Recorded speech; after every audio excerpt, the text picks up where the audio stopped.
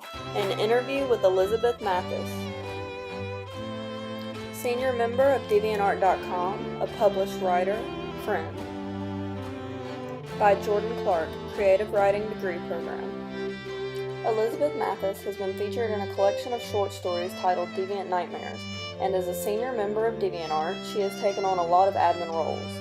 She is active in 5 different literature groups around the website, and she features other members' works. For me personally, Elizabeth has been a great role model, and she always offers sound advice.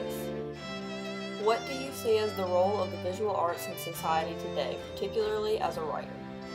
I really admire artists who have the visual touch, who can make things leap off a page, who can bring the world they see in their head to life with visual mediums. I think that often writers on DeviantArt get in the habit of loathing or feeling snubbed by the visual arts, purely because the visual arts receive more attention than the written word due to time restrictions. I use the visual arts as inspiration though. The whole world, in fact, acts as my muse. So when I see something I like, or when I hear something funny or interesting, I'm likely to store that information away and pull it out at a later time to use in my own work. I think without the visual arts, writers might find themselves becoming redundant or boring.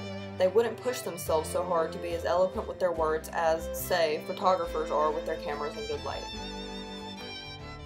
New communications and media technologies make imagery almost instantly available. Do you believe that this has a positive or negative influence on your writing? Please provide an example.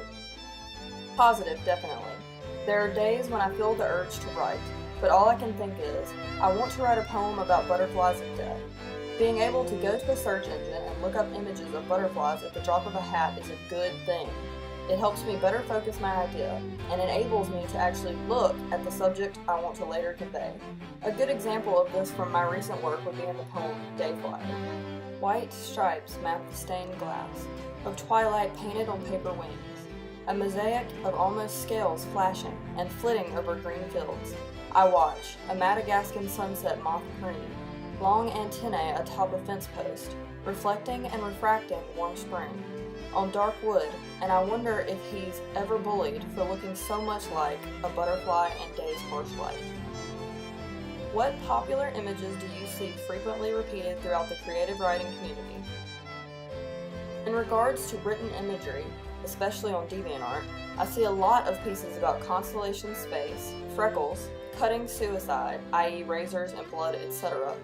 These seem to be the most prevalent.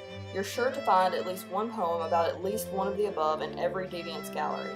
Also, the ocean lately has been making a run. Who is one of your favorite visual artists, and/or what is your favorite style of visual art? The only visual artists I really love anymore are those I stumble across browsing the galleries of DeviantArt, but there are so many wonderful artists that I couldn't possibly limit myself to 1 or 2 names. I adore pretty much all types of artwork. I've always been artistically creative, so you'll find abstract pieces, realistic pieces, digital paintings, hand-carved jewelry, paper folding, and book arts in my favorites. I also really love well-crafted photo manipulations and photography, especially those with a creative or inventive quirk look on life or the subject. Has your knowledge of famous artworks influenced your creative process? No, I honestly don't believe it has. I mean, sure, when I was in high school, college, and was still finding my voice, personal style, famous art had a good hand in what I came up with. But anymore, I think I've become comfortable enough with myself to not need to rely so heavily on pop culture references or other such things. It's all about your comfort zone, though, I think. I lean pretty heavily on nature and things I see in my everyday life. Others would rather rely on celebrities or high-profile lifestyles, which is totally cool.